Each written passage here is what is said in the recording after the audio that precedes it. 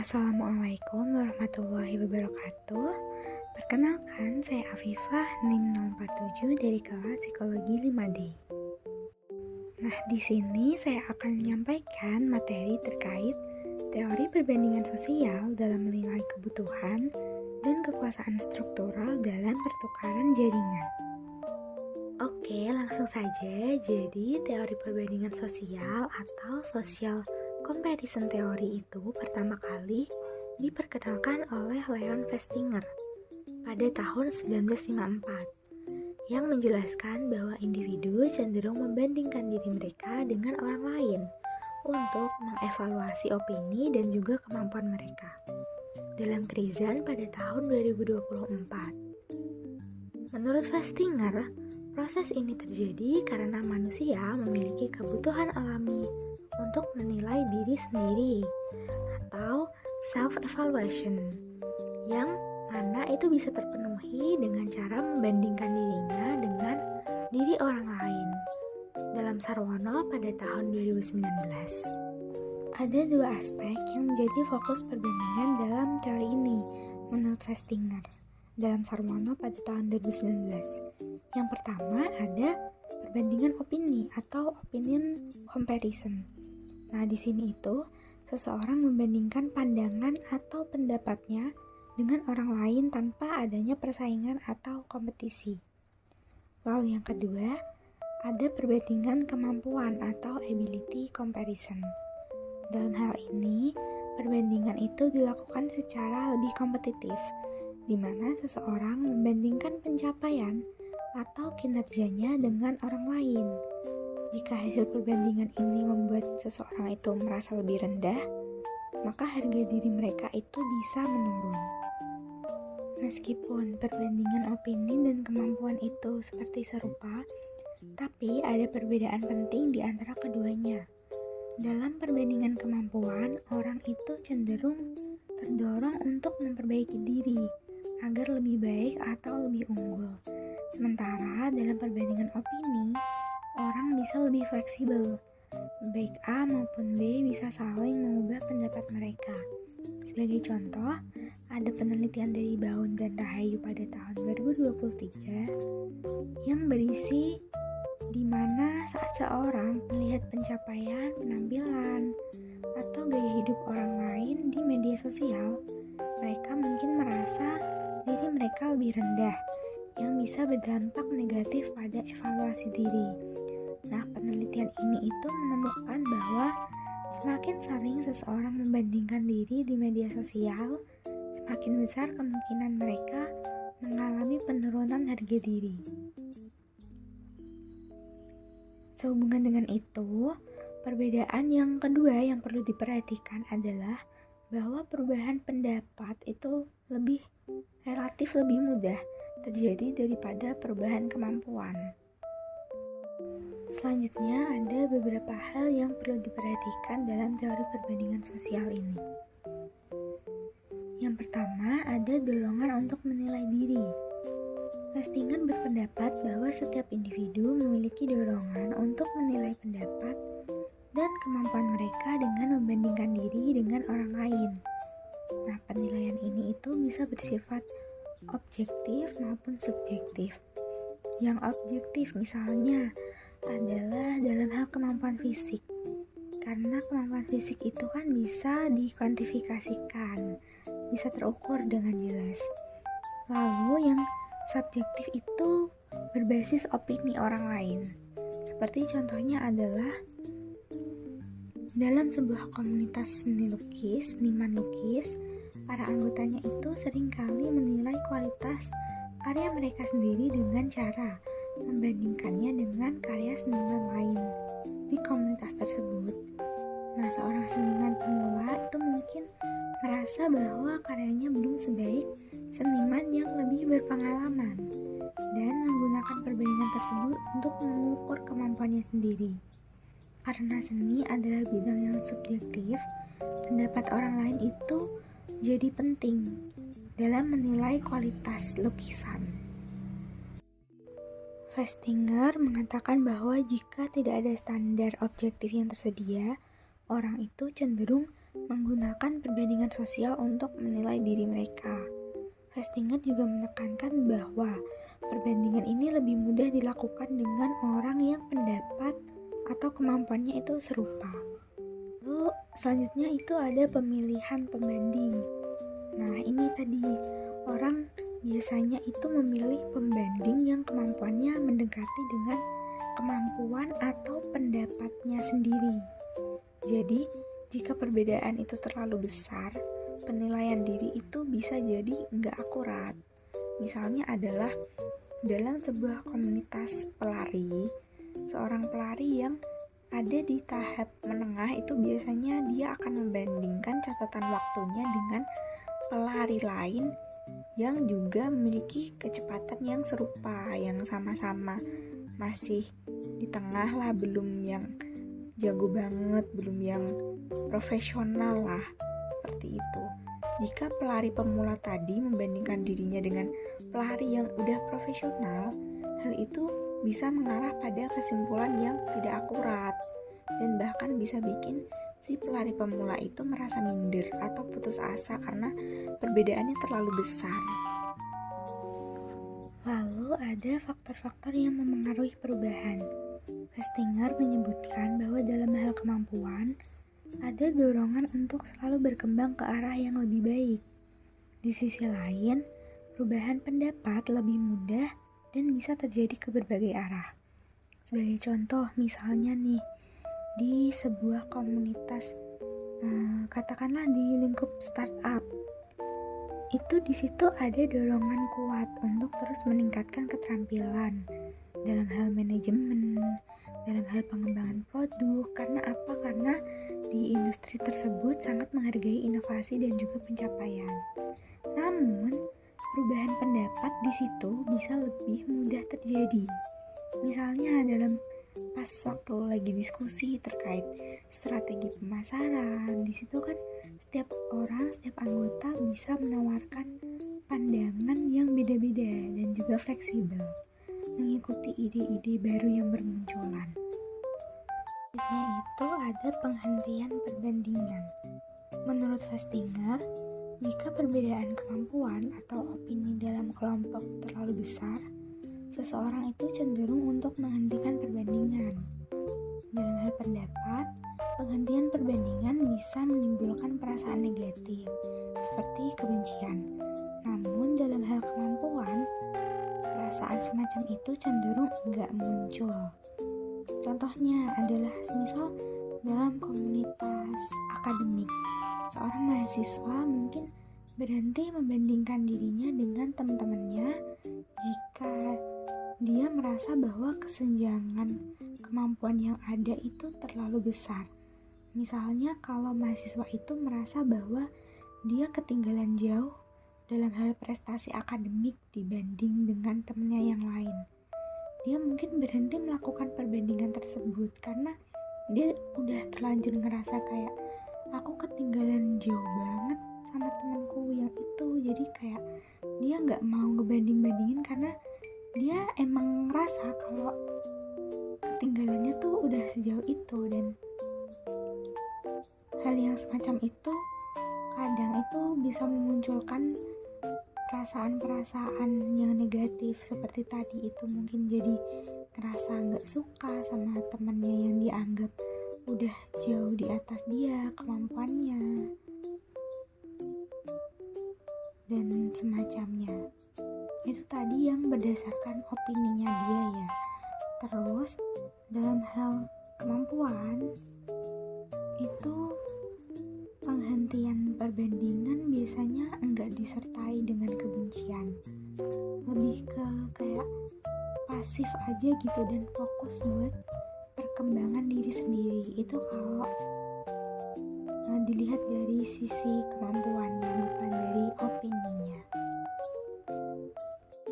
Ada desakan ke arah keseragaman. Festinger berpendapat bahwa semakin penting suatu kelompok bagi seseorang, semakin besar pula dorongan untuk menyesuaikan pendapat atau kemampuannya dengan kelompok tersebut. Ini bisa dilihat dari kecenderungan seseorang untuk mengubah pendapatnya agar sejalan dengan kelompok atau bahkan berusaha untuk mengubah pendapat orang lain. Contohnya tadi, misal di lingkup kerja tadi. Contohnya adalah seorang yang dia baru pindah ke tempat kerja itu, ke tempat kerja yang baru. Nah, di sana culture kerjanya tuh jamnya fleksibel dan memang mayoritas orang-orang di sana setuju dengan itu. Jadi berjalanlah seperti itu. Nah, dia yang baru masuk dan dulunya di perusahaan yang dulu terbiasa dengan jam kerja yang konvensional, yang kurang fleksibel, maka karena dia merasa bahwa kerjaannya yang baru ini tuh sesuatu yang memang itu penting banget buat dia gitu, jadi mau gak mau dia harus menyesuaikan kan, harus ngikutin mayoritas di sana itu seperti apa. Dia harus menyesuaikan dirinya dengan jam kerja yang fleksibel itu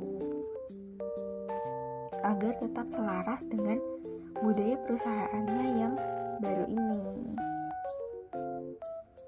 Dorongan untuk menyesuaikan diri ini itu tadi tuh biasanya muncul karena memang dia merasa bahwa penting.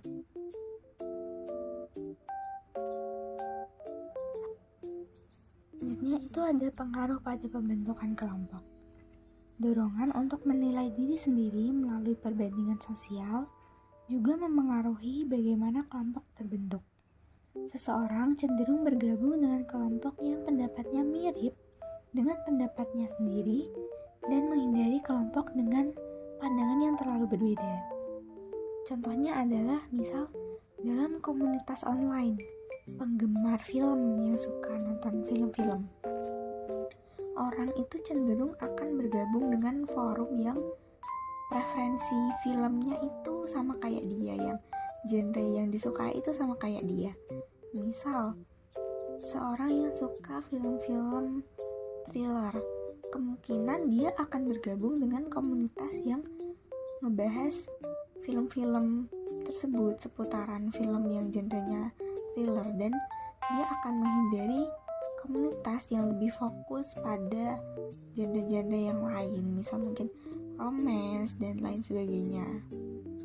Nah, hal itu tuh bisa terjadi karena dia merasa lebih nyaman dengan ketika berada di antara orang-orang yang sependapat sama dia. Lalu berikutnya itu ada konsekuensi perbandingan yang dipaksakan. Jika perbedaan pendapat atau kemampuan dalam kelompok terlalu besar, kelompok bisa memaksakan keseragaman. Dalam situasi di mana individu tidak punya pilihan lain selain tetap berada dalam kelompok.